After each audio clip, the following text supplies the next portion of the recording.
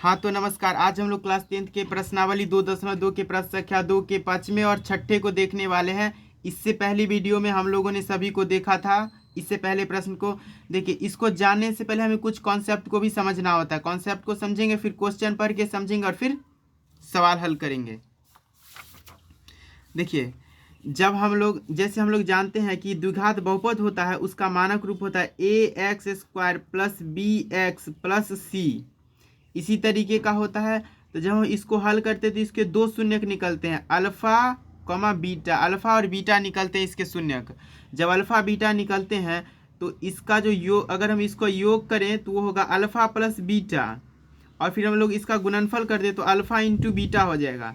यानी इसकी और इसकी सहायता से हमें कह रहा है कि पुनः यही ज्ञात कीजिए आप, यानी अल्फा द्विघात बहुपद पुनः ज्ञात कीजिए। तो ये क्वेश्चन यही कह रहा है हमें। एक द्विघात बहुपद से इसके दो शून्यक निकाले, इसके दो शून्यकों का जोड़ दिए, फिर गुणनफल कर दिए, और इस दोनों की सहायता से हमें ये निकालना है। यही कह रहा है ये क्वेश्चन। एक द्विघात बहुपद ज्ञात कीजिए जिसके शून्यकों के योग तथा गुणनफल क्रमशः दी गई संख्याएं हैं। यानी यह है शून्यकों के योगफल, यह शून्यकों के गुणनफल, यह शून्यकों के योगफल, यह शून्यकों के गुणनफल। पांचवी क्वेश्चन हल करते हैं। सॉल्यूशन दिया है, पहले लिख लेते हैं। दिया है, क्या दिया है?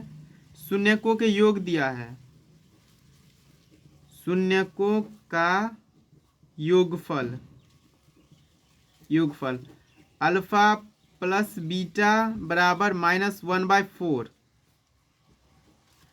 शून्यकों का गुणनफल अल्फा इंटू बीटा बराबर 1/4। ये -1/4 है और ये 1/4 है।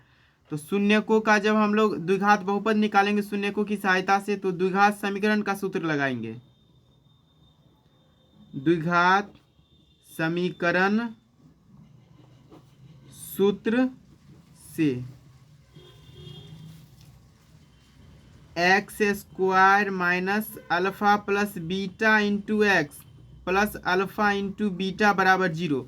देखिए, जब किसी भी स्थिति में जब बराबर आ जाता है तो वो हो जाता है समीकरण, और जब बराबर नहीं रहेगा, अगर बराबर नहीं रहेगा, ये समझिए बराबर झप गया और बच गया इतना, तो ये हो जाएगा द्विघात बहुपद और ये पूरे हो जाएगा द्विघात समीकरण। तो हम जो इसकी सहायता से निकालेंगे वो निकलेगा द्विघात समीकरण, और फिर हम उसमें से इतना हटा देंगे तो वो निकल जाएगा द्विघात बहुपद।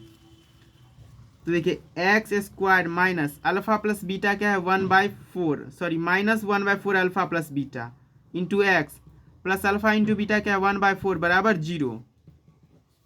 यानी x² minus minus plus 1/4x plus 1/4 बराबर 0। इसका एलसीएम लेंगे तो 4 हो जाएगा, 4 और 4 का एलसीएम 4, 4 4 1 का एलसीएम 4 हो जाएगा। इसे भाग देंगे तो 1, यानी ये हो जाएगा 4x², सॉरी 4 होगा यहाँ पर। और फिर हो जाएगा ये, देखिए 4 को 4 से भाग देंगे तो 1, यानी इसका हो जाएगा प्लस में x, और 4 को 4 से भाग देंगे तो 1, यानी 1 गुने 1 बराबर 1 बराबर 0। फिर देखिए यहाँ से आ जाएगा 4x² plus x plus 1 equal to 0। यहाँ से क्रॉस मल्टीप्लीकेशन होगा, कुछ भी नहीं तो बट्टा में 1 हो जाएगा। इसको इससे गुना करेंगे तो 1 से इतना ही रह जाएगा, फिर इसको 0 से गुना करेंगे तो 0 हो जाएगा। तो यहाँ से द्विघात बहुपद क्या आ जाएगा? अतः द्विघात बहुपद 4x² प्लस x प्लस 1 है। यानी द्विघात बहुपद इतना है। अगर इसका जो हल कीजिएगा तो इसका निकलेगा अल्फा और बीटा के रूप में शून्य निकलेगा। अल्फा प्लस बीटा को जोड़िएगा तो इतना हो जाएगा, अल्फा इंटू बीटा को जोड़िएगा तो इतना हो जाएगा।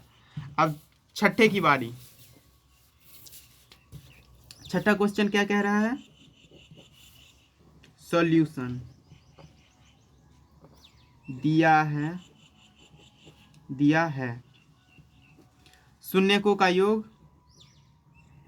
शून्यकों का योगफल, योग बोलिए या योगफल बोलिए, एक ही बात हो गया, अल्फा प्लस बीटा बराबर 4।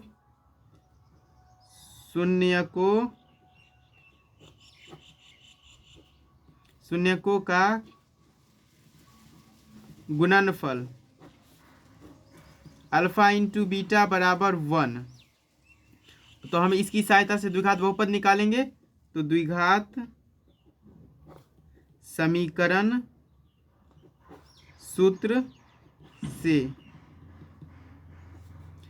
X square minus alpha plus beta into x plus alpha into beta बराबर 0। ये सूत्र तभी काम आएगा जब शून्यकों का योग और शून्यकों का गुणनफल दिया हो। ये सूत्र x square minus alpha plus beta क्या है 4x plus alpha into beta का 1 बराबर 0, यानी यहाँ से आ जाएगा ये x square minus 4x plus 1 equal to 0। तो ये जो मिला है ये द्विघात समीकरण मिला है, क्योंकि द्विघात समीकरण सूत्र से निकाले हैं। और जब हम उसमें से इतना काट देंगे तो ये हो जाएगा द्विघात बहुपद। अतः द्विघात बहुपद x square minus 4x plus 1 है। एक बार इसका समरी रूप में समझ लेते हैं। जब भी आपको क्वेश्चन देगा तो उसमें से शून्यक और योग देगा ही देगा, तो उसकी सहायता से शून्यक लिख लेंगे, शून्यकों का योग लिख लेंगे, शून्यकों का गुणनफल लिख लेंगे और फिर द्विघात समीकरण सूत्र लगा देंगे। फिर उस पे शून्यकों का योग शून्यकों का गुणनफल बैठा देंगे और फिर ये जो निकलेगा ये द्विघात समीकरण होगा और इसमें से बराबर को उतना हटा देंगे, यानी ये हो जाएगा द्विघात बहुपद। धन्यवाद।